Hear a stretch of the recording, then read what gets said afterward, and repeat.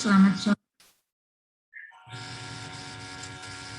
Selamat sore rekan-rekan yang sudah hadir di sini, mahasiswa, Bapak Ibu dosen yang sudah hadir di ruang meeting ini.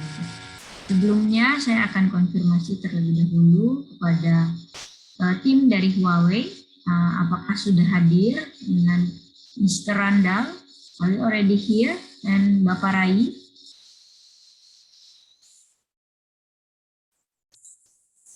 Hello, good afternoon, Mr. Randall.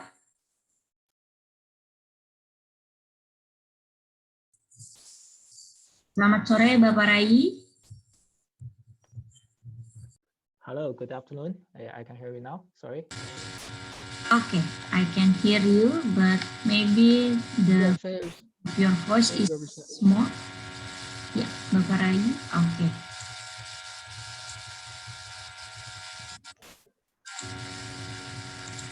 Oke, sebelum memulai acara hari ini, saya akan sedikit memaparkan kegiatan yang akan kita laksanakan pada hari ini.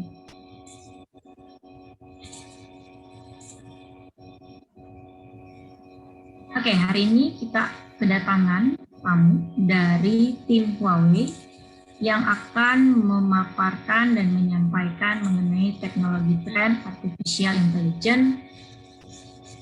Mohon bantuannya untuk tidak dicoret-coret ya. Oke, mohon bantuannya kepada teman-teman rekan-rekan mahasiswa yang sudah hadir di sini. Selamat datang kepada mahasiswa dari program studi teknik informatika, sistem informasi, dan mungkin telah hadir juga dari teknik elektro, kemudian ada dari Bapak Ibu dosen lainnya. Mohon bantuannya untuk memperlancar acara hari ini. Mic bisa dalam keadaan mute, kemudian mohon bantuannya untuk disetting untuk nama kalian menjadi npm_nama mahasiswa.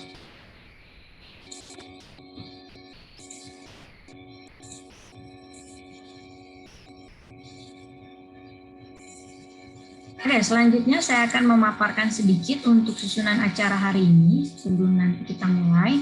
Bahwa hari ini kita akan ada dua pembicara. Pembicara pertama yaitu Mr. Randall Wang, kemudian pembicara kedua adalah Bapak Rai Pradono. Nanti setelah ini akan masuk ke dalam sesi tanya jawab. Jadi nanti tanya jawab bagi teman-teman mahasiswa yang ingin bertanya, boleh mengetikkan pertanyaan di menu chat. Ya, setelah pembicara kedua maka kita akan buka sesi tanya jawab, kemudian ada penutupan. Nah, setelah penutupan, bagi mahasiswa yang mengambil mata kuliah AI, dipersilahkan untuk tetap di tempat, jangan keluar dari ruang Zoom ini. Ya. Jadi ini adalah beberapa susunan acara yang akan kita laksanakan pada kuliah tamu ini. Kuliah tamu ini adalah hasil kolaborasi antara FT Untar dengan Huawei. Nah, apa sih yang akan disampaikan? Jadi dari saya tidak berlama-lama, saya akan memberikan kesempatan kepada para pembicara. Welcome to Mr. Randall and Mr. Rai. Thank you for coming to this virtual meeting, our virtual event.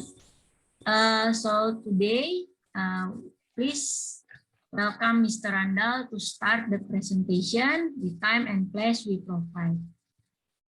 Okay, thanks, Fu. Actually, today is a very honor and I appreciate to have attended this meeting. And so today my topic, I will share some background and Huawei development about AI. So if you have any questions, please let me know. So I will start now. So firstly, I will share my screen firstly.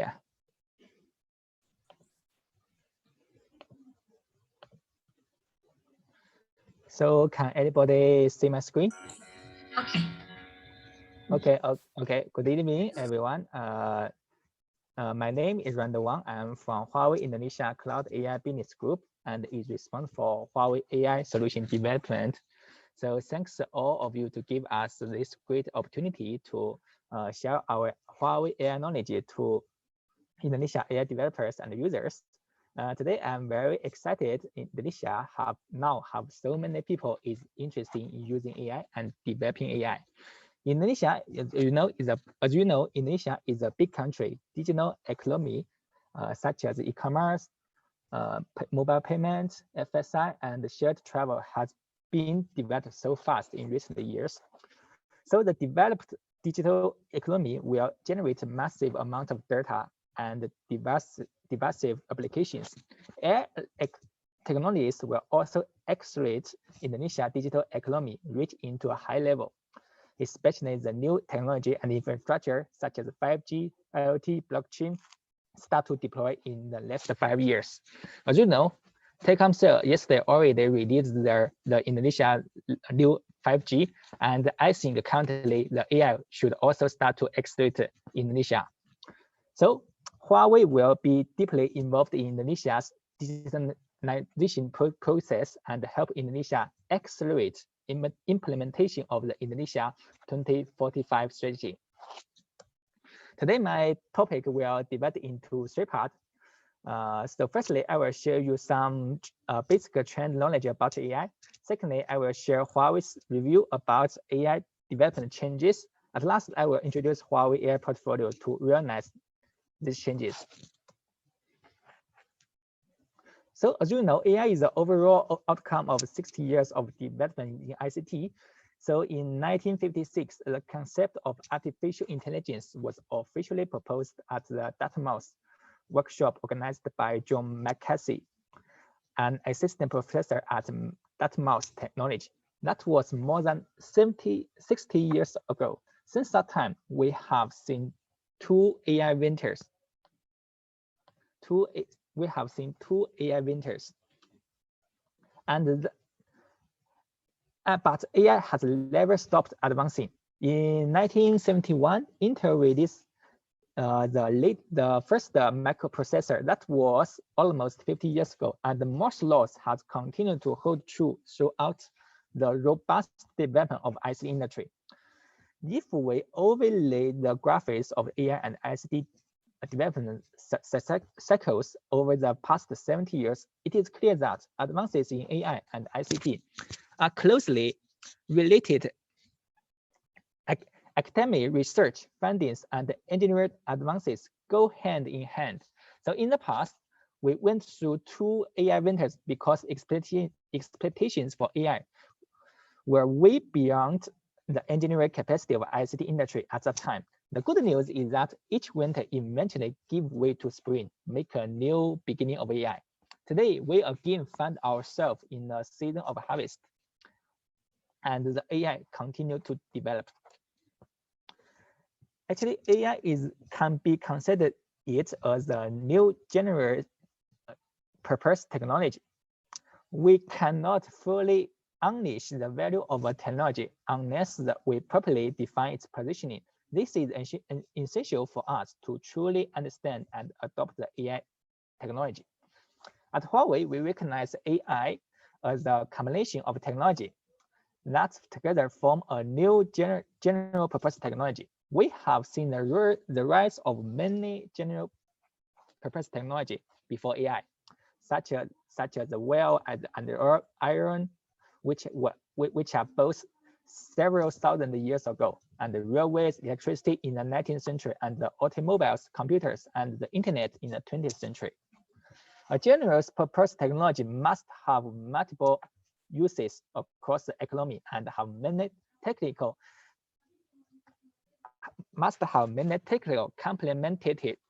complementarities and spillovers.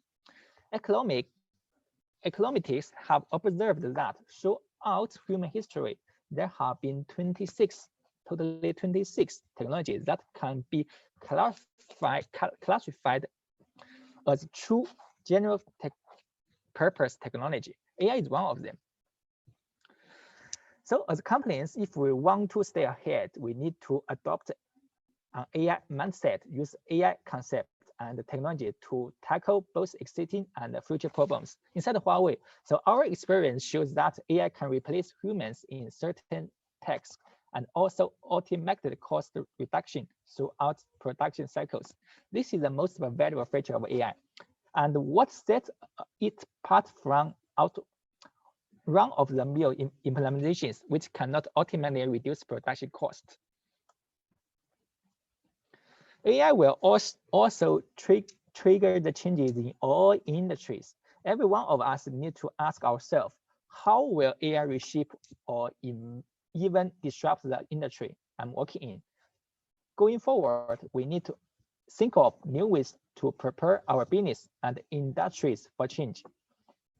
There are clear signs that AI will change or disrupt a huge host of industries. For example, in intelligent transportation, will take traffic away more efficiently.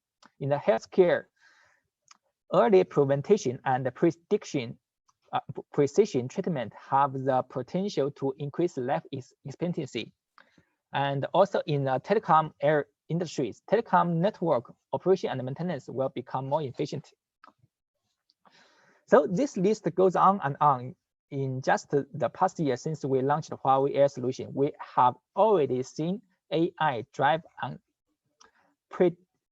we have seen AI drive unpredicted momentum across all kinds of the industries.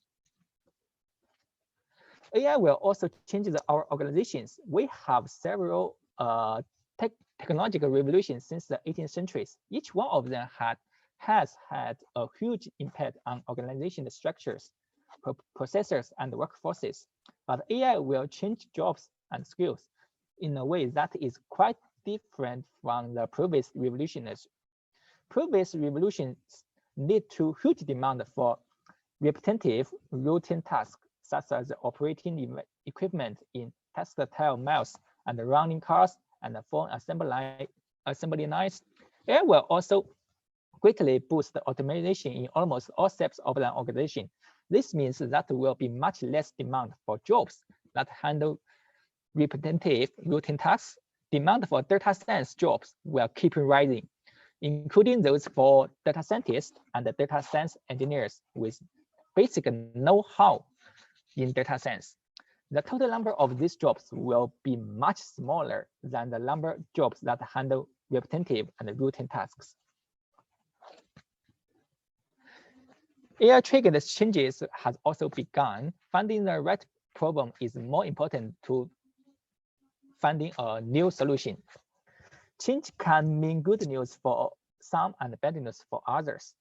Some people might get excited about the new ones, imagine the function that AI will make possible. These people will feel a strong urge to drive large-scale AI adoption. And there also be those who feel unconscious about underperforming AI projects or who worry about the reliability and the security of AI applications. These are the ones who will remain uncertain about how to best use AI in future. If we look at the history of all GPTs, of the all generative purpose technologies, this reaction to AI are very nature. There are 4 different phases among the AI productivity and adoption curve. We have just left the first phases where exploration of AI technology and application takes place on a small scale. Now we are in the second phase where new technology and society are combining each other. From a technical perspective, more and more issues are emerging as AI technology continue to advance. If we look at the things from an application perspective, however, the value of AI is seeing greater recognition as it comes into a widely use. And AI will, at last, AI will find itself in a social environment more conducive to its development and applications. When that happens, we will step into the third phase, where we will see rapid, comprehensive advance in AI adoption and productivity. The fourth phase will be the golden era of AI, where humanity will benefit from constant stream of new advances in technology until new general purpose technology emerges. Nevertheless, it's important to keep in mind that AI is not can solve all problems.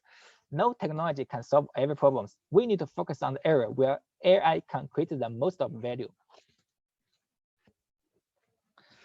And another trend is since 2010, deep learning algorithm represented by deep neural network has made great progress.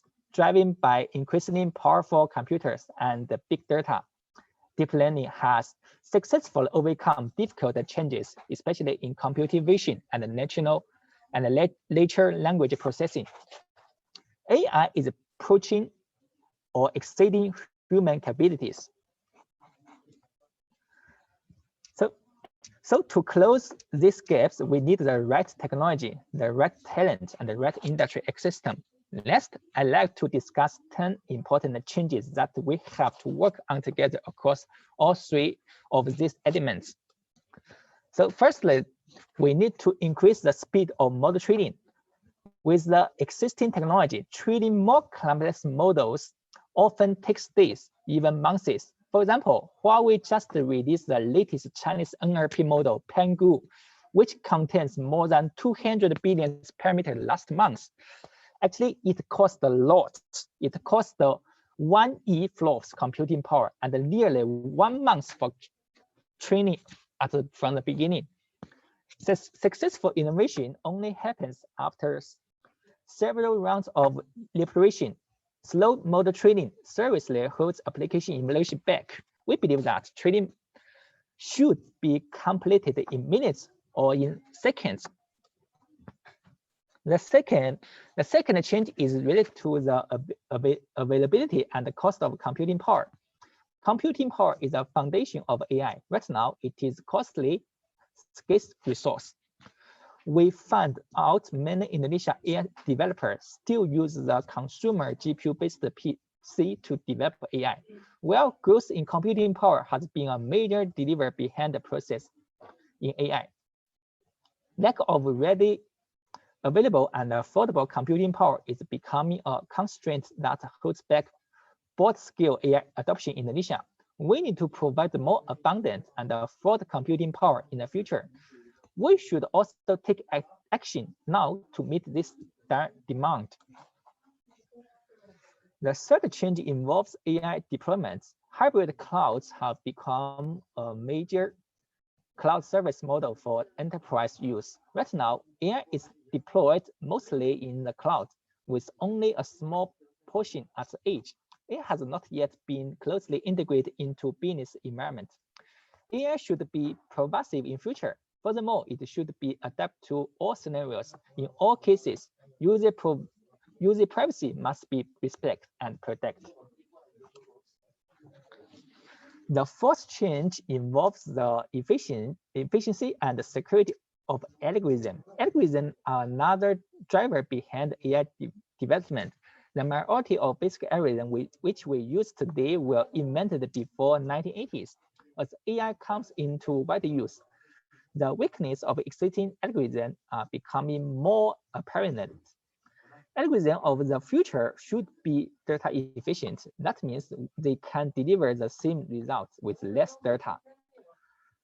Further algorithms should also be energy efficient, producing the same results with less compute and less engine. Algorithms must be secure and explainable. Algorithms like this will set the stage for broad-scale AI development. The fourth change involves AI automation. At present, AI projects are always labor-intensive, especially during the data labeling progress. This requires so much labor. In effect, that specialized data labeler jobs have begun to emerge. Take an example from China. So with the rapid growing demand for AI industry in China, China has now formed a mature industry chain in the field of data labeling. Currently, millions of Chinese people work on this. So this is even a running joke on this industry: low labor, no intelligence. Moving forward, we must generate increased AI automation to achieve automated or semi-automated operations, especially during processes like data labeling, data collection, feature extraction, model design, and training. The sixth change is about the predict application of AI. In June 28, Benjamin Rackett, an associate professor from the University of California, Berkeley, released the paper with perplexing title. The title name is Do CIFAR 10 Classifiers Generate to CIFAR 10. According to the paper, models that perform with high accuracy in one test set of CIFAR classifiers are 5% to 15% less accuracy in another test set that closely assembles CIFAR 10, which Racket himself developed. This means a large drop in the practical applications of a given model. It is clear that many high-performing models and algorithms perform better in tests than in real-world execution. Industrial-grade AI models of the future must be able to meet the needs of real-time execution. It's not enough to perform well in test set alone. The seventh change involves model updates. The accuracy of any given model should not be static. Accuracy changes with data distribution, application environments, and hardware environments. Keeping accuracy numbers within an acceptable scope is necessary for enterprise applications. Existing model updates, however, are not done in real time. They rely on human input at fixed intervals. It is a semi-open loop system. We believe that models of the future need to be adaptive to changes and update in real time. This represents a real-time closed-loop system that helps enterprise AI applications continue to operate in an optimal state. The eighth change involves synergy between AI and other technologies. Every generous purpose technology delivers maximum economic value only when it is combined with other technologies. AI is no exception, but currently discussions on AI are more often than not focused entirely on AI, with no mention of other technologies. In future, we need to promote greatly synergy between AI and other technologies, such as cloud, IoT, edge computing, blockchain, big data, and databases. This is the only way we fully unleash the value of AI. So the next change is about platform support. At present, AI is a job that can only be done by highly skilled experts. There are not enough mature, stable, and extensive automation tools. Producing AI models is complex work that takes a lot of time and effort. Moving forward, we need a one-stop platform that provides the necessary automation tools, making it easier and faster to develop AI applications. When this platform is in place, AI will become a basic skill of all application developers, even all ICT workers. The next change is about talent availability. Lack of AI talent, especially data scientists, has long been seen as a major obstacle to AI progress.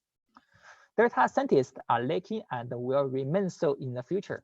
Addressing this change requires an AI mindset. That means providing intelligent, automatic, and easy-to-use AI platforms, tools, service, and training and education programs to foster a huge number of data science engineers.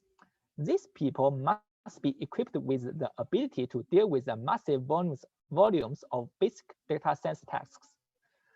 The AI workforce will be organized in pyramid-like structure with a large number of data science engineers working with data scientists and subject matter experts. This is how we can help solve the lacking of AI talents. So these 10 changes do not represent the full picture of AI technology, talent, and industry development, but we can drive these changes. They will lay a solid foundation for future AI growth. So based on these 10 changes, Huawei provide our AI portfolio to support these changes. So here I talk about Huawei's AI strategy. So to drive these changes, our AI strategy includes the following 5 priorities. The first, our AI is Huawei invest in AI research, develop the fundamental capabilities for data and powerful efficient, secure, trust, automatic machine learning in computing vision, natural language processing, decision inference. Secondly, Huawei built a full-stack AI portfolio, delivers abundant and affordable computing power, provides an efficient and easy-to-use AI platform with fully pipeline services, and make the portfolio adapt to all scenarios, both standalone and cooperative scenarios between cloud, edge, and device. The third, Huawei developed an open ecosystem and talent, cooperate widely with global academy, industries, and partners. Fourth, strengthen the existing portfolio, bring an AI mindset and technologies into existing products and solutions to create greater value and enhance competitive strengths. At last, Huawei drive operational efficiency at Huawei internally, apply AI to massive volumes of routine business activities for better efficiency and quality. So based on the AI strategy, Huawei can provide a full stack and all scenario AI portfolio. By all scenario, we mean different development scenarios for AI, including public clouds, private clouds, edge computing in all forms, industrial IoT devices, and consumer devices. The first stack is about the functionality of our technology. Our full stack portfolio includes chip enablement, training and inference framework, and application enablement. Especially, our full stack portfolio includes the following. In the below part, we have the Ansend chips. Ansend is our AI IP and chip scenarios based on the unified and scaled architecture. In these scenarios, we have Ansend Max, Ansend Mini, Ansend Tight, Ansend Tiny, and Ansend Narrow. Ansend 910 has the world's greatest computing density in a single chip, and then Ansend 310 is the most efficient AI SoC for low power computing. And above the chip layer, we have our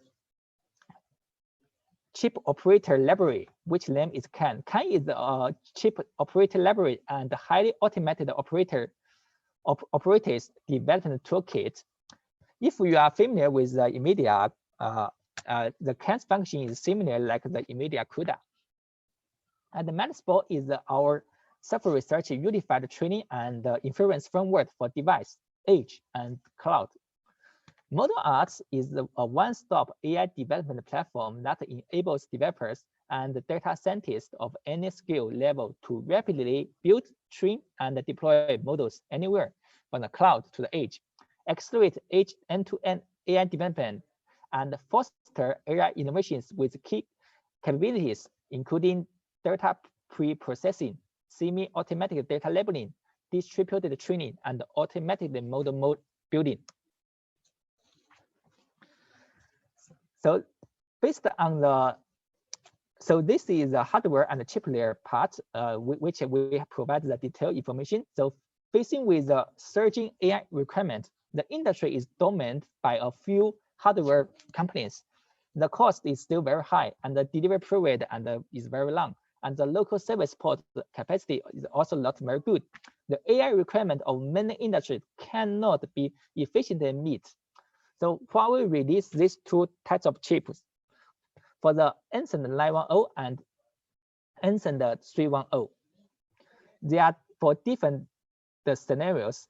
Ansend 310 is for inference, and Ansend 910 is for training scenarios. And based on the two chips, we have built several types of hardware, such as Ansend 900 AI cluster, especially for the big size HPC, and the Ansend 800 AI servers for training, especially deployed for the cloud scenarios. And we also provide Ansend Atlas 500 AI edge stations, which deploy as the edge station solutions at the edge. And we also provide Atlas 200 AI accelerator model, which usually used in the small devices or small equipment, such as drones, such as robots. And CAN is a short name for our computer architecture for natural network. Based on its name, it is set above the chip layer acts as a software inference. It is a Huawei self-research operator library and to-be operator development kit, improving development efficiency to better match the instant chip enablement. It delivers optimal development efficiency and operator performance. It meets requirements for both the university and enterprise scenarios. CAN is similar as NVIDIA CUDA, which is the software layer to talk to the underlying GPU cores. And the Metspore is Huawei's own unified training and inference framework, architecture to be designed as friendly and operational as friendly. That is adaptable to multiple scenarios. It includes core subsystems such as model library, graph computer, and the tooling toolkit, a unified and distributed architecture for machine learning, deep learning, and reinforcement learning, a flexible program inference along with support for multiple languages. Metspore is highly optimized for instant chips. It takes advantage of the hardware innovations that went into the design of AI chips. I just talked about Huawei have finished get the largest Chinese NLP model, Pangu. So that model is training based our Metspore framework. Apart from the hardware and the deep learning framework, Huawei also have invested in the application enablement layer that acts as the machine learning platform as a service, which the brand name is ModelArts. It comes with integrated machine learning pipelines with all the stages such as data acquisition, data preparation, feature engineering, training, optimization, and the deployment built into the platform. And this platform has been integrated into Huawei public cloud, and it is served to customer as like the cloud service. So customer just buy like from Huawei cloud and do not invest much to get the service. So based on the ModelArts, during the AI development, a large amount of data need to be processed. Data preparation and labeling often takes more than half of the overall development time. The ModelArts data processing framework provides functions such as data collection, data filtering, data labeling, data set management. It supports automatic and semi-automatic data filtering, automatic data pre-labeling, and automatic data labeling tools. AI developers can implement the entire data labeling process based on the framework. The efficiency of AI developers is greatly improved. And the ModelArts also provides the data fetching mining to help you quickly and conveniently understand the value of the data sets, find the deeper problems in timely manner, and formulas subsequently optimization and processing solutions. And during AI development, it's not easy to set up a development environment. You must consider to select an AI framework, select an algorithm, debug the code, install the software and the hardware acceleration drive libraries. As a result, the threshold for learning AI development is very high. To solve these problems, the ModelArts algorithm development platform simplifies the entire development process and lowers the deployment threshold. Common AI developers can develop and deploy the AI model algorithm in only 3 steps. So that means you just need to upload and label the data, and then in the page you train the model. At last, you just validate and deploy the model. Then you can finish the AI model development, even without programming in the 3 steps. And the ModelArts also integrates the Jupyter Notebook to provide online development and debugging tools for AI developers. By creating developers environments, developers can compile and commission model training code and training models based on the code. Developers also use Huawei developed distributed training acceleration framework to compile training scripts, which makes code writing more efficient and concise. So the arts notebook development environment is ideal for the AI teaching, especially for the university learning AI. Currently, multiple well-known education institutes already offer AI courses based on the model arts. So what's the benefit for this? Firstly, it is much cheaper than you to buy a new GPU-based server or GPU-based personal computer, because this is cloud service and is pay as you use. How much you use, how much you pay. Secondly, because this is based on Huawei Cloud Container Solutions, so you can build this environment just in several minutes. No need to debug the hardware, debug the software, configure the network, install a lot of the package of the AI libraries. So it is much convenient for AI developers. In addition to data and algorithm, developers spend a lot of time on the model parameter. So Huawei also provides the parameter automated service to the developers to help you to find out the best parameters and the super parameters. And we also provide the real-time of the observing in the training process to make the training tasks more clearly.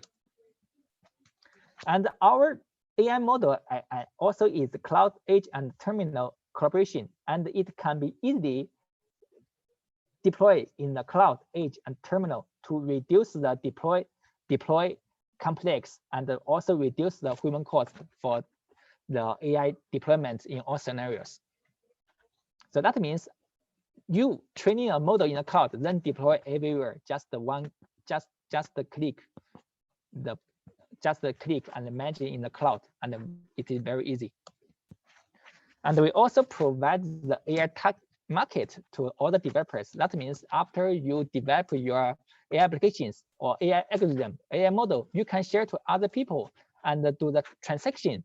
So you can use your AI knowledge to learn the benefit and learn the money, and others can also use your ideas, use your models to develop their AI applications to realize their AI business. So this is like a very good ecosystem. Everyone can share, everyone can learn, everyone can gain. And Huawei also have our Huawei Cloud Autonomous Driving Cloud Service. We call it Octopus. Huawei Octopus is an on-demand and full-stack cloud platform that is still being planned to go to market. Services cover full cycle services such as automatic driving data, model training, simulation, labeling. It provides 3 types of service, including data service, trading service, and simulation service to automobile enterprise and developers. So based on these 3 services and the Huawei's chip platform, it will make our developers to develop much more smarter and more efficient and more convenient the automatic solutions. And this cloud service will come out soon. And after it comes out, everyone can use it from Huawei Cloud Web Service. At last, I will talk about the Huawei AI Intelligent Twins.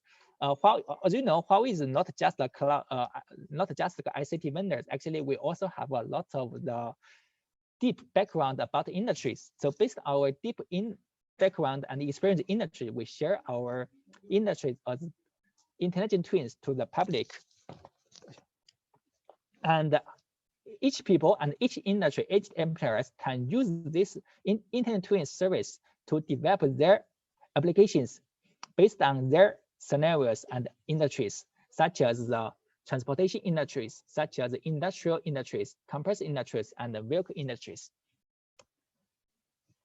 So if you want to know what is Huawei's AI and how to use Huawei AI, you can use Google and search the AI Experience Center and log in this AI Experience Center. You can try Huawei's AI services.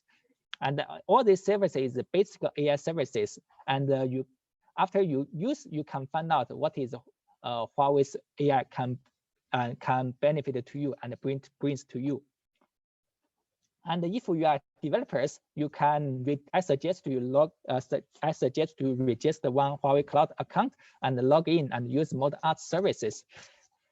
And the ModArt service is a one-stop, as I mentioned just now, is a one-stop platform to develop AI, and it is very easy to the AI starters to develop the AI. And in Huawei Cloud, there are a lot of the documents and the AI learning videos, especially for the starters to learn the AI. So compared with you just read book to learn AI, if you use Huawei Cloud and the ModArt, you will learn very fast.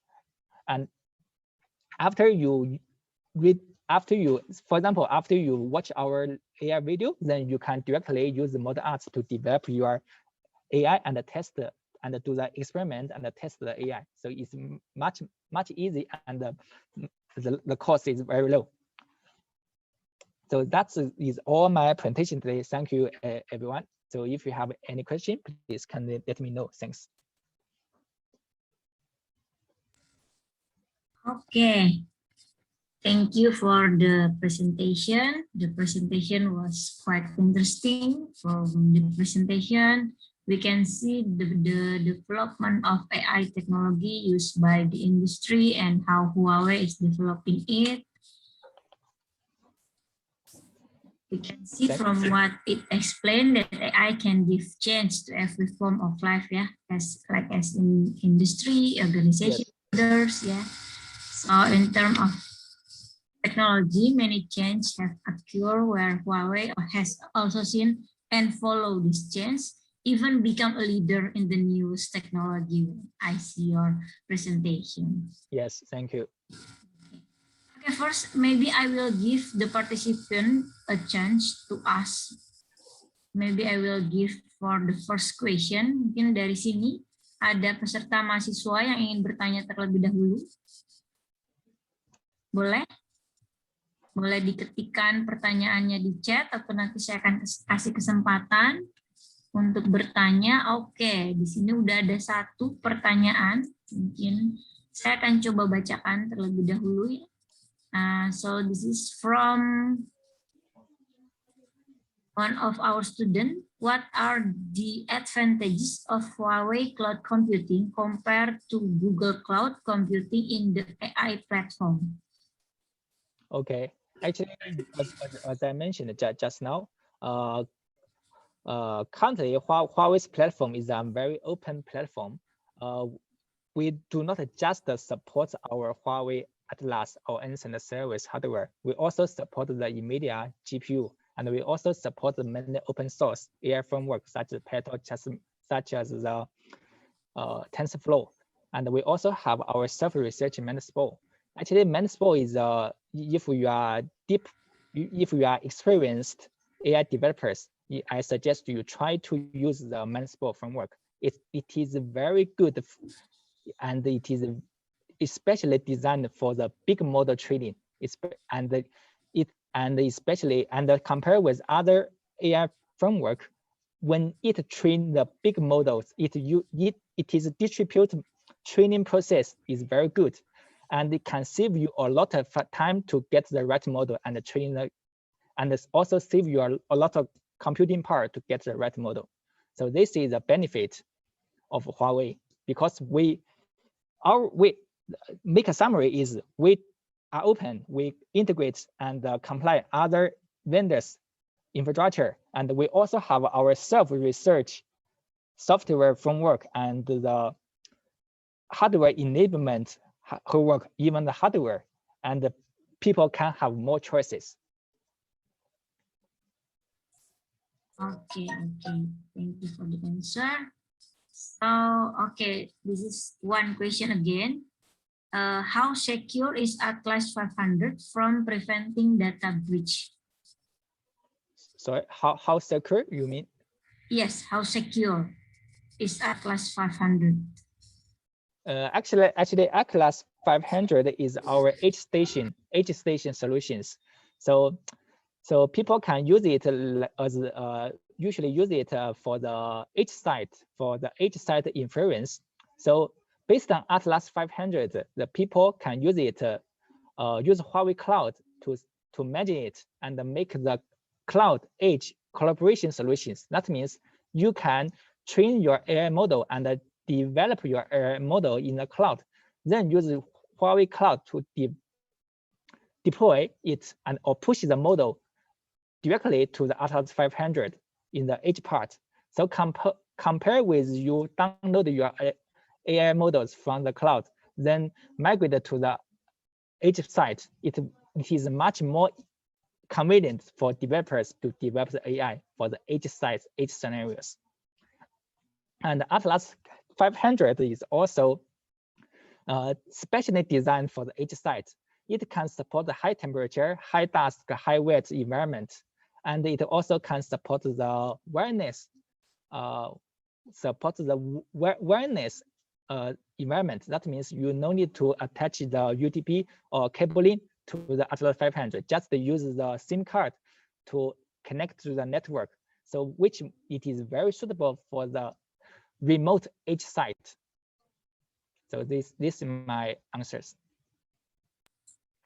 Okay, so ada pertanyaan lagi ya. Okay, this is maybe the last question for this session. First, data engineering operation in Huawei Cloud. Can we configure the server using infrastructure as a code ayat? Di sini banyak ya, lot of question here ya. Okay, and about container-based deployment. Continuous deployment and integration. Can we integrate our model to big data service? Yeah. Big data service, yes, can. Yeah. Yes, can.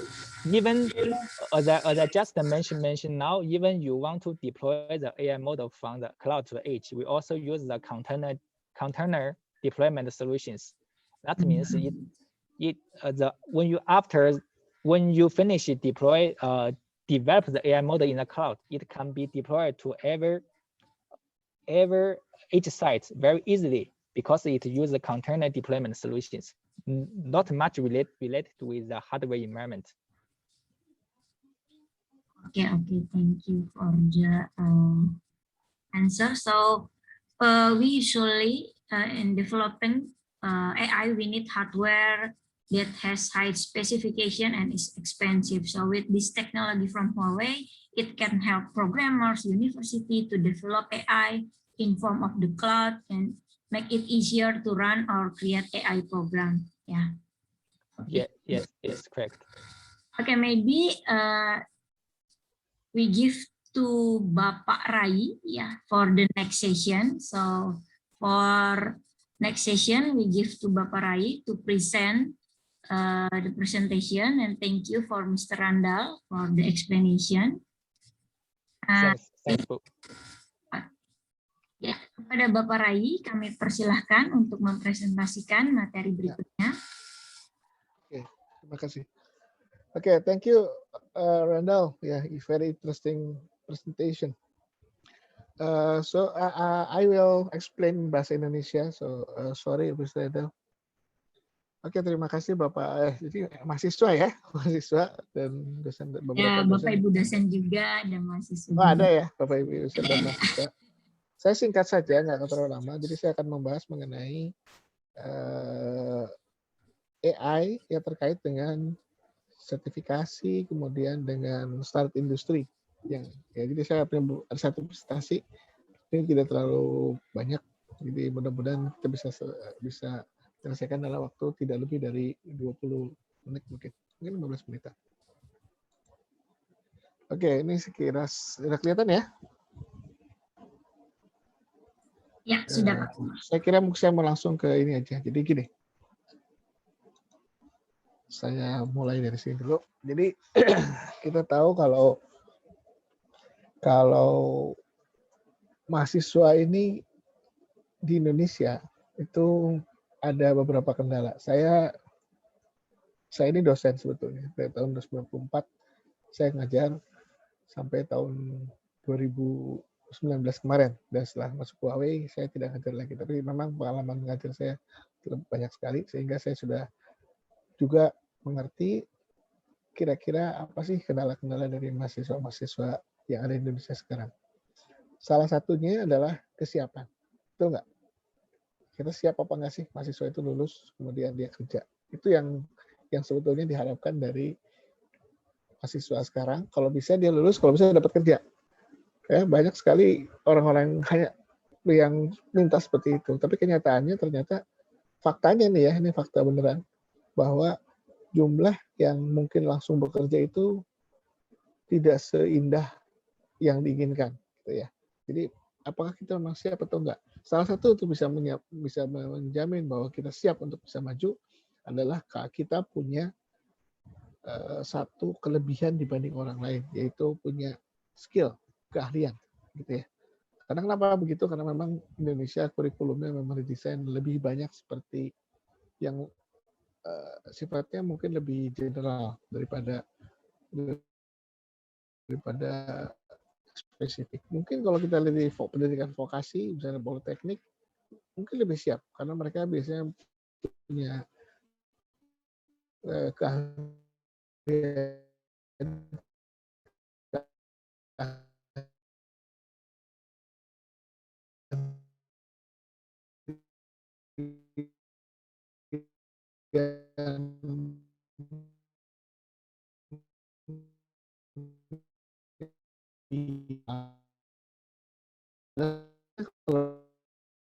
coba untuk bisa dan bisa sendiri aja ya, atau mungkin ada gestur ya di mana kita bisa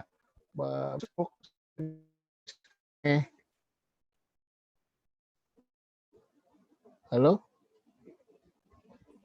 oke. Masih kedengeran ya? Tadi ada suara apa tadi?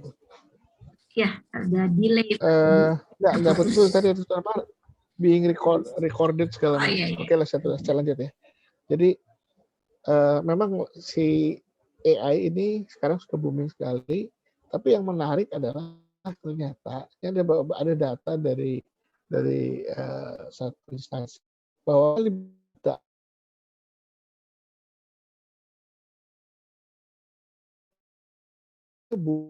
karena orang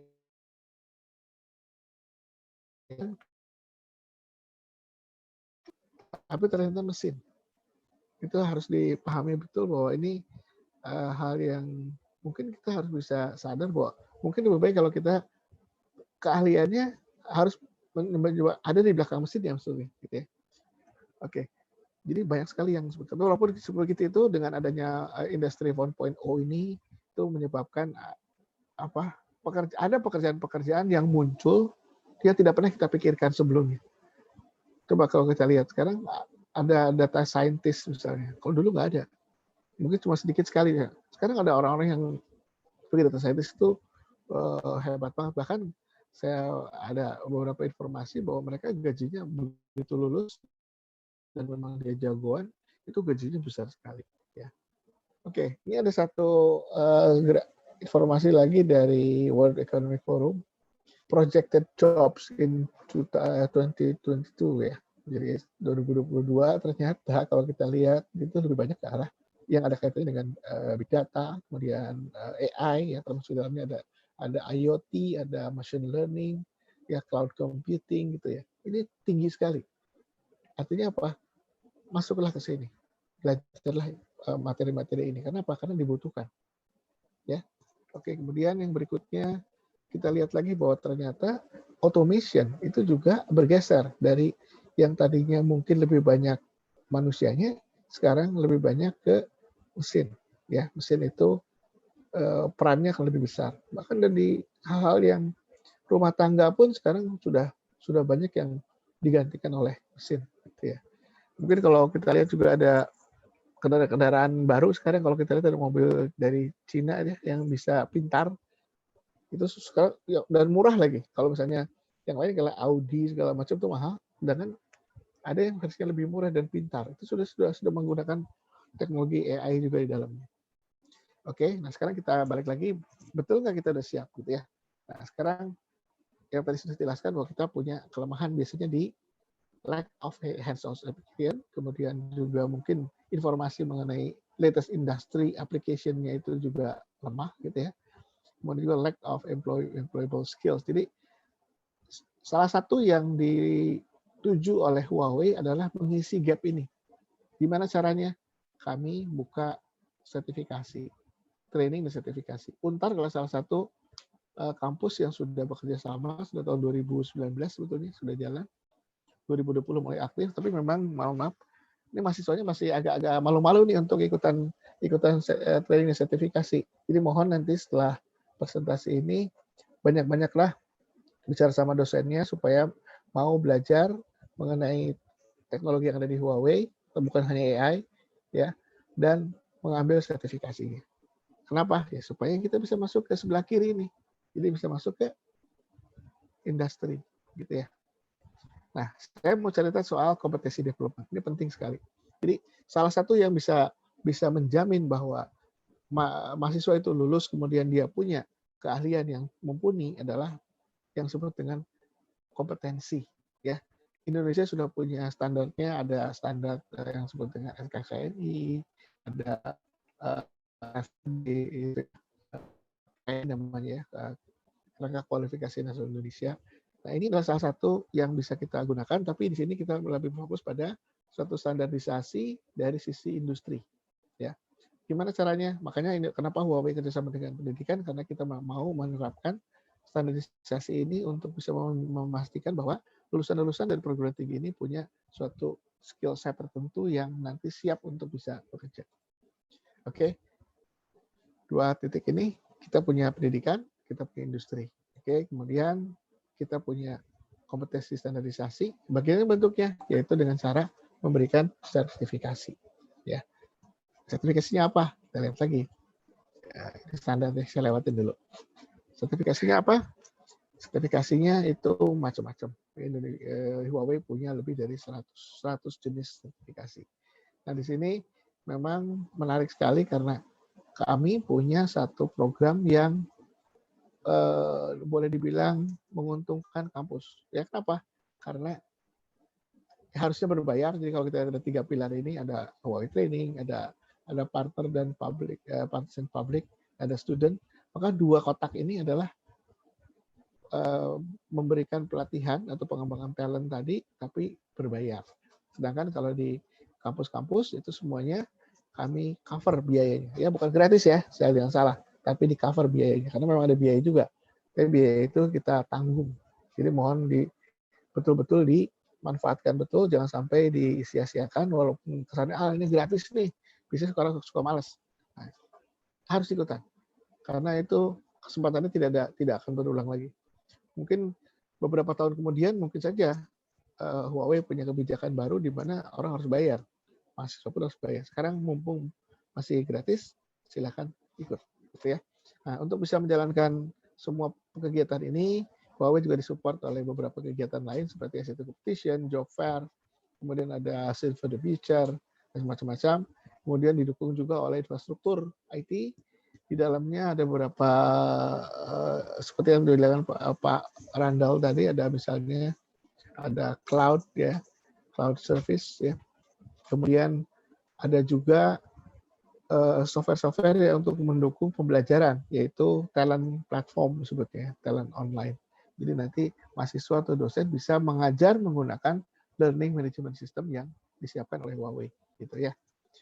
Oke, ini modelnya saya kira harusnya dosen-dosen sudah tahu, tapi mungkin saya ulang untuk mahasiswa di sini bahwa nanti beberapa dosen dari Untar sudah di training dan sudah disertifikasi, maka mereka siap untuk menjadi trainer ya, dalam arti instruktur atau pengajar untuk teknologi-teknologi ini. Nah, di sini mahasiswa belajarnya ke dosen, bukan ke Huawei, karena terlalu banyak nanti kalau mahasiswa itu belajar sendiri langsung ke Huawei. Atau kalau langsung ke Huawei boleh, tapi di sini agak dianggap sebagai training biasa, bayar gitu ya. Tapi kalau misalnya dengan universitas, maka universitas itu yang akan memberikan training kepada mahasiswanya. Nanti sertifikasi baru nanti minta ke Huawei untuk bisa sertifikasi. Teknisnya silakan tanya ke dosen-dosen yang sudah disertifikasi. Oke, kemudian ini adalah kerjasama Huawei dengan universitas di seluruh dunia, tapi untuk di Indonesia sendiri sampai saat ini sudah ada 55 kampus yang sudah bergabung. Ya, cukup banyak. gitu dibandingkan negara lain. Ini termasuk yang terbanyak. Oke, nah teknologinya sekarang. Teknologi tadi kita bicara tentang AI semua, padahal sebetulnya Huawei itu luas, ya. Bahkan ada beberapa anak-anak milenial zaman sekarang tahunya Huawei itu adalah gadget, handphone, ya. Oh, saya mau beli Huawei P40 Pro misalnya. Itu salah satu produk aja. Tapi sebetulnya Huawei itu punya teknologi yang sangat luas. Kami punya 3 kelompok besar, yaitu kelompok teknologi yang terkait dengan sensing, ya, all things sensing. Yang kemudian kelompok teknologi yang terkait dengan network, ya, all things connected. Dan terakhir adalah yang pintar, all things intelligence. Nah, di sini diturunkan lagi menjadi beberapa kelompok teknologi, yaitu broadband, data center, cloud computing, termasuk cloud service juga dalamnya, big data, IoT, dan AI. Nah, sekarang kita bahas sebetulnya lebih banyak ke arah AI. Tapi tidak menutup kemungkinan mahasiswa di Untar nanti bisa belajar ke teknologi-teknologi lain. Silahkan tanya lagi ke dosennya, apakah memang sudah siap atau tidak.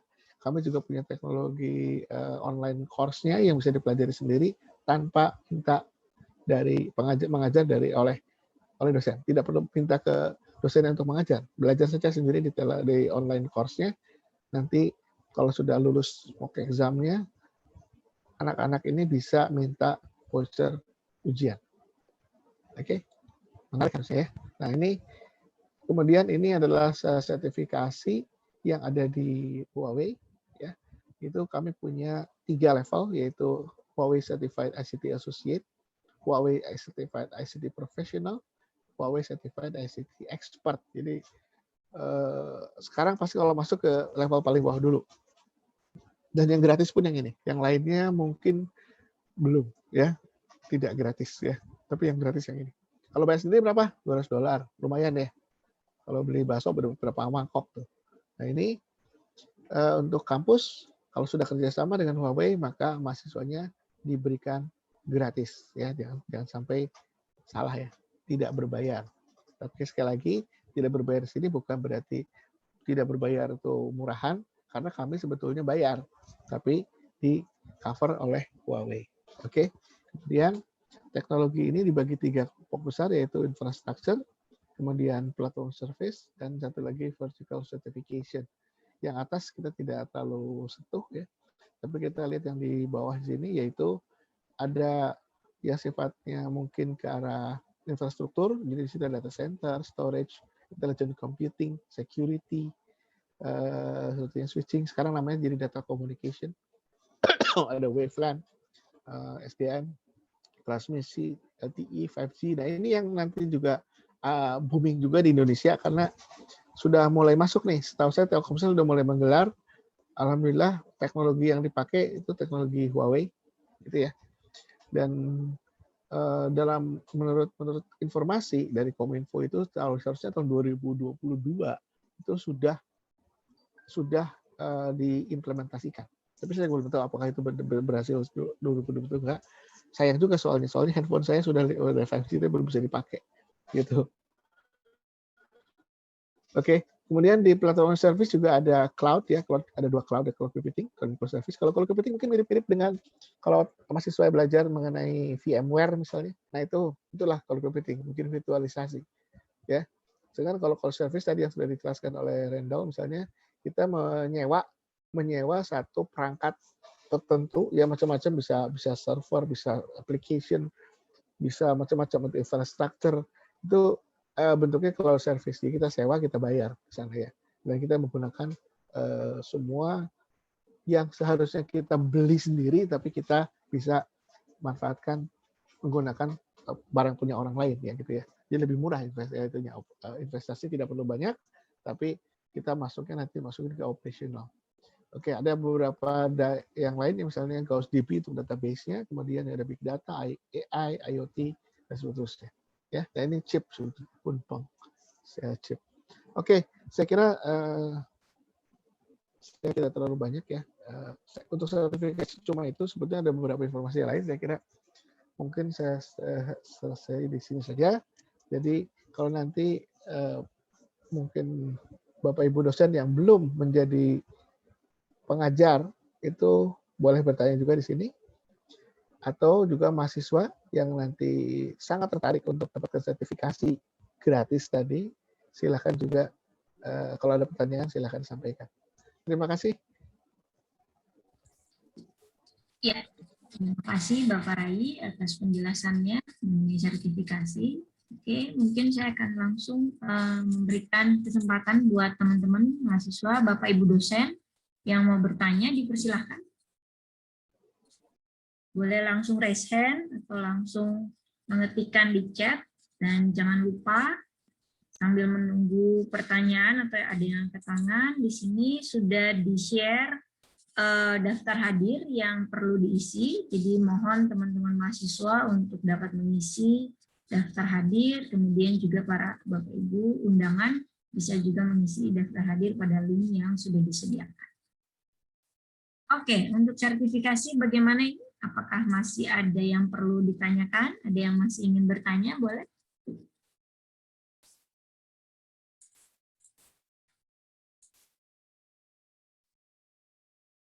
Mungkin belum ada yang terpikir sekarang. Tapi ternyata pas nanti mau ngambil, wah gimana nih caranya? Oke, di sini ada pertanyaan dulu dari Michael ya. Masa aktif sertifikasinya berapa lama nih Pak Rai? Apakah harus tes ulang kalau diperpanjang? Masa berlakunya standar lah, rata-rata sertifikasi sama sekitar 3 tahun. Oke, jadi memang sebaiknya yang mengambil sertifikasi itu mahasiswa tingkat mungkin 4 ya, 4 ke atas. Jadi kalau terakhir lah, jadi semester 5 boleh, 5, 6, 7, 8. Jadi kita jangan sampai nanti lulus sertifikasinya expire. Kalau expired gimana? Ya harus ambil lagi ujian lagi. Karena teknologi itu kan berkembang terus-terusan. Nah, oke. Jadi memang setelah 3 tahun akan ada ambil untuk sertifikasi lagi kembali. Begitu ya Pak Rai ya. Ya, mudah-mudahan dari Michael sudah cukup jelas. Kalau masih ada yang ingin ditanyakan boleh langsung raise hand. Oke, di sini ada untuk masalah tanggal nih. Apakah ada tanggal tertentu untuk tes ICT-nya? Enggak begitu caranya. Jadi saya udah bilang tadi, saya udah jelaskan bahwa modelnya adalah dosen mengajar ke mahasiswa. Jadi nanti ditanyakan kepada dosennya kapan mengajarnya, kapan buka kelasnya. Nanti silahkan tanya, saya mau belajar nih tentang AI, saya belajar mengenai jaringan, network, dan sebagainya. Itu nanti dosen-dosen yang sudah tersertifikasi di Untar, itu boleh mengajar. Nanti setelah itu, dosennya akan mengajukan mahasiswa mana yang akan disertifikasi. Jadi seperti itu modelnya. Jadi oke. Jadi mungkin saya bantu untuk summary ya untuk teman-teman mahasiswa di sini. Jadi artinya bentuknya kolektif. Jadi memang akan ada kelas nanti yang akan diadakan. Jadi di sini mungkin PIC-nya dari Bu Lina, kemudian dari Bu Hairisni seperti itu ya. Yang nanti akan diadakan kelas dulu. Jadi pembelajaran terlebih dahulu ya Bapak Rai ya. Kemudian nanti baru di situ dosen-dosen yang akan merekomendasikan siapa yang akan mengikuti sertifikasi. Ya, jadi dosen yang mengajar ya katanya. Betul, dosen yang sudah tersertifikasi ya Pak Rai ya. Betul. Yang memang ditunjuk sebagai PIC-nya antara Huawei dengan Untar seperti itu. Oke, di sini ada pertanyaan lagi dari Willy. Kalau sertifikasi dari Huawei selain AI apa saja nih Pak katanya? Ini juga sudah saya jelaskan tadi, udah banyak tuh, ada 100 jenis sertifikasi. Ada teknologinya, ada broadband, kemudian ada data center, dan macam-macam ya, salah satu dalamnya AI. Kemudian kita rinci lagi tadi di kotak-kotak tadi, saya ulang lagi deh, biar mungkin tadi. Mungkin ada website link yang nanti bisa mahasiswa juga. Oh iya, nanti di sini ada Stephen, coba Stephen dituliskan aja di apa namanya di chatnya, ada kalian platform itu, silakan dibaca di situ. Nah ini kan ada nih, kalau kita lihat saya sudah jelaskan tadi bahwa sertifikasinya semua kotak-kotak itu adalah teknologinya. Jadi misalnya saya belajar mengenai jaringan, nanti ada sertifikasi mengenai jaringan. Nanti mahasiswa itu akan kalau lulus dia akan mendapatkan sertifikasi namanya HCIA Routing and Switching. Tapi kalau sekarang namanya Datacom ya. HCIA.com gitu ya. Kemudian kalau di AI nanti HCIA AI itu sertifikasi seperti itu. Ya. Memang susah sih, memang jujur aja. Tidak gampang untuk sertifikasi ini. Jadi kesempatan chance untuk bisa lulus nggak gampang ya Pak ya? Saya faktanya tahun lalu aja seluruh kampus-kampus ini mahasiswanya cuma tingkat lulusannya di bawah 30%. Dari itu rendah mahasiswa sekali, jadi memang sertifikasi ya Pak ya? Ya, betul, harus belajar betul-betul lah, serius banget karena ini nggak gampang. Jadi kalau di sini saya mungkin nggak, saya sudah baca juga di ini, saya kira saya langsung baca aja ya pertanyaannya ya. Ya, boleh silakan. Oke, jadi yang berikutnya lisensi apa sudah jelasin, kemudian yang berikutnya bahan ujian sertifikasi Huawei, ya silakan tanya ke dosennya. Dosen yang sudah disertifikasi akan memberikan materinya. Atau tadi Stephen sudah memberikan linknya, itu silakan buka di situ. Itu ada informasinya, ada materinya, silakan di-download sendiri, boleh, itu juga gratis, di-download bisa belajar sendiri. Itu ada online course-nya juga. Mungkin saya buka atau saya presentasikan aja ya, lebih baik ya, biar mudah ya. Biar bisa terlihat. Oke, sebentar.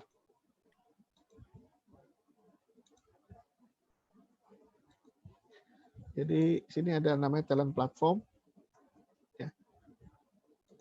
Nah ini talent online. Kalau dibuka ininya, nanti kalau misalnya mahasiswa atau dosen itu sudah punya account, bisa login. Kalau login berarti kalau dia jadi partner, bisa mendapatkan materi atau informasi atau dokumen yang lebih banyak lagi. Karena apa? Karena di bawah sini ada Documentation Center dan juga ada ICT Academy Download Zone. Itu hanya berlaku untuk kampus yang sudah jadi partner. Kalau dia nggak partner, nggak bisa dibuka, gitu ya. Tapi kalau yang tidak berpartner gimana? Tetap bisa menggunakan talent online ini. Mau belajar kita klik di learning. Di sini banyak sekali yang bisa dipakai, dijalankan. Jadi misalnya saya mau belajar AI, kita klik di AI sini, maka kita lihat di sini, oh ada SCIA AI course. Itu free ya, artinya kalau kita jalanin aja. Di sini ada online course-nya. Ini kalau kita enroll, itu akan masuk ke materinya. Seolah-olah kita belajar pakai guru. Karena di sini adalah recorded training. Yang ngajarnya adalah bapak-bapak dan ibu-ibu ini. Ya. Kemudian kalau mau lihat outline-nya ada di sini, apa aja yang kita pelajari. Kemudian nanti kalau kita enroll, itu betul-betul kita belajar seolah-olah di kelas, ada di kelas. Dan di situ nanti ada progresnya. Jadi setiap mahasiswa yang belajar itu akan tiap kali selesai, saya capek nih hari ini, saya stop dulu. Itu nanti akan direcord oleh Huawei, nanti akan besoknya kalau lanjut lagi itu akan kelihatan, oh saya udah 20% nih belajar. Nanti sampai selesai, nanti ada examnya. Kemudian nanti ada mock examnya juga, nanti mungkin dari kami akan ngasih tahu di mana mock examnya bisa diakses. Dan nanti kalau di atas 800 nilainya, maka bisa mengambil sertifikasi. Ya, artinya tidak harus belajar dengan dosen, tapi juga bisa belajar sendiri dari sini. Tapi kontak dosennya, karena nanti harus koordinasi dengan dosen. Nah, itu mengenai online course-nya. Nah, kita juga bisa lihat materinya secara PDF ya. Itu kita masuk ke certification. Di sini ada jenis certification-nya. Ini udah ganti Datacom ya. Kita bisa klik misalnya di AI, berarti dia masuknya di mana ya tadi? Cloud and Service Platform, AI, kemudian HCIA AI. Nah, di sini juga sama, ini ada overview, keterangannya, kalau ada ujiannya seperti apa, kemudian learning, itu nanti kita bisa belajar di sini. Nah, lengkap isinya. Apa aja, ya. Kemudian, ini bisa di-download, ada learning resources. Ini bisa di-download. Kalau kita download, asal kita punya account, sudah bikin account, itu free ya, channel account. Nanti bisa di-download dan dipelajari sendiri. Itu materinya lengkap sekali. Oke. Tapi yang penting, tolong banget kalau misalnya nanti mahasiswa dan dosen itu bikin account, tolong dicatat account-nya dan disimpan. Ya, termasuk password-nya. Biasanya suka lupa password. Kenapa? Karena nanti seluruh sejarah kita belajar di Huawei itu ada di situ. Jangan sampai nanti hilang. Jadi kalau saya udah belajar AI, akan kecatat di situ. Nanti belajar lagi tentang jaringan, nanti kecatat lagi. Gitu. Jadi tolong jangan hilang, itu anggaplah itu sebagai account yang akan dipakai seumur hidup, gitu ya. Nanti kalau nanti exam, nanti kita minta nanti, ini nggak usah, nomor 3 dan seterusnya, tinggal ngomong sama dosennya, nanti dosen yang akan mengajukan permintaan examnya ke Huawei, kira-kira seperti itu. Ya, kira-kira bisa dimengerti ya, harusnya sih bisa ya. Ya, seperti cukup mudah, sudah ada linknya juga ya Pak, tinggal kita ikuti yang ada. Ya, pertanyaan berikutnya, benefitnya ya jelas benefit kalau namanya sertifikasi dan itu standar, saya sudah ceritain tadi, ini adalah standarisasi industri dan ini berlaku di seluruh dunia. Artinya apa? Lulus dari sini maka sertifikasi itu bisa dipakai di luar negeri, ke India, ke Amerika. Kalau Amerika mah lagi musuhan sama Cina ya, jadi nggak bisa dipakai.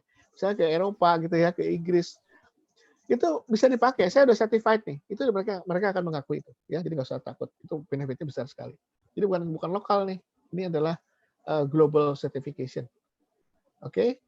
Kemudian apa lagi nih benefit, sudah mengikuti sertifikasi, terus apakah bekerja di Huawei? Wah, itu belum tentu.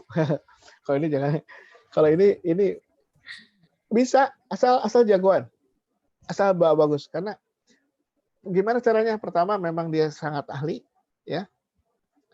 Kalau kemarin itu ITB itu menang, dari ITB itu menang double championship, grand prize dunia. Jadi mereka ikutan Asia Competition dari nasional kemudian ke regional, menang di regional, masuk lagi ke global di China kemarin, menang juga dan bahkan sebutnya double championship, dapat dua grand prize. Maka mahasiswanya itu sama HR-nya Huawei itu langsung ditarik. Nah, kalau mau seperti itu pasti akan diterima. Tapi kalau tidak, ya masih banyak perusahaan lain kok yang bisa ini. Karena Huawei itu di pangsa pasarnya kan di Indonesia 60% lebih ya. Artinya seperti saya bilang tadi, Telkomsel pakai Huawei, bank-bank juga beberapa banyak bank sudah pakai. Hampir semua operator pakai barang-barangnya Huawei. Jadi kalau nanti lulus, masuk aja ke sana. Pasti diterima. Kemungkinan besar ya, yang bilang pasti ya. Kemungkinan besar diterima. Gitu. Apalagi kalau saya bilang, Pak, bos ini saya skornya tinggi loh. Dan keahliannya jagoan. Oh, pasti bagus. Ya. Oke, kemudian lanjut. Account ini boleh pakai email Untar atau pribadi terserah tuh sih. Mungkin itu pertanyaan untuk yang lain Pak, untuk absensi atau untuk daftar. Bukan, ada account untuk email atau Untar, apakah Untar atau ini pribadi? Untuk daftar hadir ini kali mungkin Pak. Untuk daftar hadir kegiatan ini Pak. Bukan, ini untuk pertanyaan. Oh, itu pertanyaan itu untuk account kok. Account, jadi pas bikin account. Oke. Harusnya sih. Oke lah, saya lanjut tadi ya. Iya. Oke. Habis kayaknya pertanyaan ini. Ya. Oke. Ya mungkin karena waktu juga tadi presentasi atau paparan tentang sertifikasi dan yang lainnya juga sudah dipaparkan, tapi mungkin karena terbatasnya waktu gitu ya Pak, kita sudah sampai di sesi yang kedua ini. Mungkin kuliah kamu ini harus selesai gitu. Jadi nanti kita bisa ketemu lagi di kegiatan-kegiatan webinar yang mungkin dari Huawei akan berikan kembali ya Bapak Rai. Okay, apologize for the limited time, so this guest lecture must end. For participant who still want to ask, please wait, maybe we have another webinar, maybe we can have another webinar from Huawei. Okay, so we are going to take the documentation. Please turn on the camera. We'll take a photo. So untuk teman-teman mahasiswa, Bapak Ibu dosen dan tamu-tamu semua, mohon bantuannya untuk menyalakan kamera. Kita akan dokumentasikan terlebih dahulu kegiatan hari ini. So maybe Mr. Randall, can you join us again to take a photo? Okay, coming out. Oke, dari panitia tim boleh dibantu untuk siap-siap untuk mengambil foto. Di sini kurang lebih ada 3 slide. Kita akan coba mengambil 3 kali, mengikuti aba-aba dari saya, gitu ya. Boleh bergaya atau yang lainnya silahkan. Now we will take a photo for the first time. Okay, I will count. Okay, ready? 1, 2, 3. Okay, for take the second take. 1, 2, 3.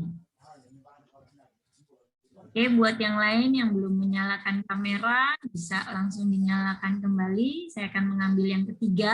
Ya. Take 3. Oke. Dari panitia, udah ready? Oke. 1, 2, 3. Oke, terima kasih. Thank you for the team from Huawei. And thank you for Mr. Randall. Thank you for Bapak Rai. Sebelumnya di sini sudah bergabung dengan kita Ibu Diah selaku dekan dari FT Untar. Kami persilakan Ibu Diah untuk memberikan penutupan. Apakah sudah ada di sana Ibu Diah?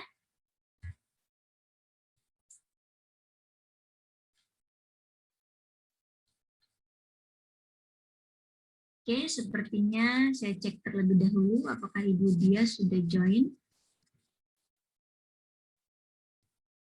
Belum ada ya Ibu Lina, mungkin dari Ibu Lina bisa memberikan penutupan. Oh, baik, terima kasih Bu Vini. On behalf of the Dean of the Faculty of Information Technology, I'd like to thank the speakers from Huawei for the interesting presentation, and of course because willing to accept our invitation from UNTAR. Actually, the initiation of this event comes from the students whom are joining AI classes with Huawei curriculum this semester. So this is our first class with Huawei curriculum. So for information, there are also 113 students enrolled in 3 AI classes this semester in our faculty. So for the next semester, we will also continue to open AI classes based on Huawei curriculum as a course for cross-study program. So not only for our faculty, but also for all faculty in UNTAR. So hopefully in the future, we can also continue this collaboration and this event that can bring benefit for both parties for all of us, especially the students. So thank you very much for all participants of this event. Thank you, Ibu Vini. Ya, terima kasih Ibu Lina atas penutupannya. Oke, terima kasih kepada Bapak Ibu dosen dan undangan. Terima kasih juga kepada mahasiswa yang sudah hadir dalam acara ini. Akhir kata kami ucapkan terima kasih. Namun ada beberapa pengumuman yang paling penting adalah kepada mahasiswa yang mengambil mata kuliah AI, dimohon untuk tetap di tempat. Ya, jadi jangan meninggalkan tempat untuk mahasiswa yang khusus mengambil AI tetap berada di ruang meeting ini. Kepada Bapak Ibu dosen, mahasiswa lainnya, to Mr. Randall and Bapak Rai, boleh meninggalkan room meeting ini. You can leave this meeting room and see you later in the next session or the next event. So we from the FT Untar say see you later again and goodbye. Salam sejahtera selalu untuk mahasiswa semua dan Bapak Ibu tamu undangan lain. Terima kasih.